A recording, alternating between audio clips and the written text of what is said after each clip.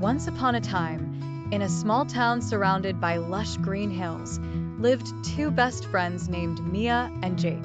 One sunny afternoon, as they played in Mia's backyard, they discovered an old bottle labeled Bouncing Bubbles.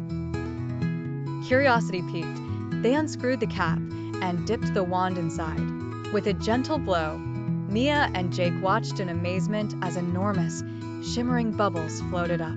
But these were no ordinary bubbles. They bounced. Suddenly, a bubble as big as a house bounced their way.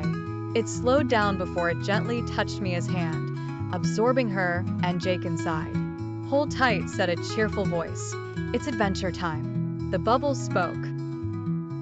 Inside, they found themselves in Bubbleland, a magical place full of color and excitement. All the bubbles had faces and could talk. A wise, old bubble named Grandbubble appeared and greeted them warmly. "Welcome, young adventurers. Here in Bubbleland, you'll learn important life lessons while having fun," Grandbubble explained. First, they met Bubbly, a small, enthusiastic bubble who always wanted to make new friends, but didn't know how. Mia and Jake taught Bubbly simple ways to introduce himself and join in games, showing him that being kind and listening were important social skills. Next, they encountered Smudge, a bubble who often looked grumpy and was easily frustrated. Smudge had trouble solving puzzles in the bubble garden. Jake and Mia showed Smudge how to take deep breaths and think things through calmly.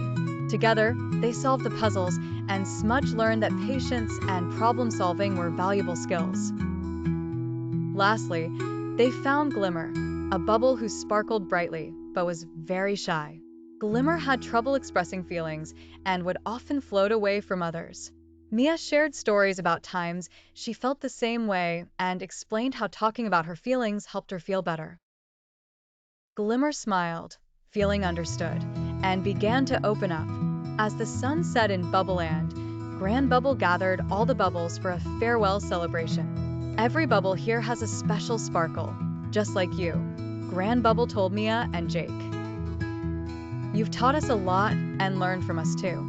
With a playful pop, the bubble that brought them there appeared again. "Time to go home," it said. In the blink of an eye, Mia and Jake were back in their backyard. The old bottle of Bouncing Bubbles stood where they'd left it. They shared a knowing smile, feeling a bit wiser. Their magical adventures weren't over.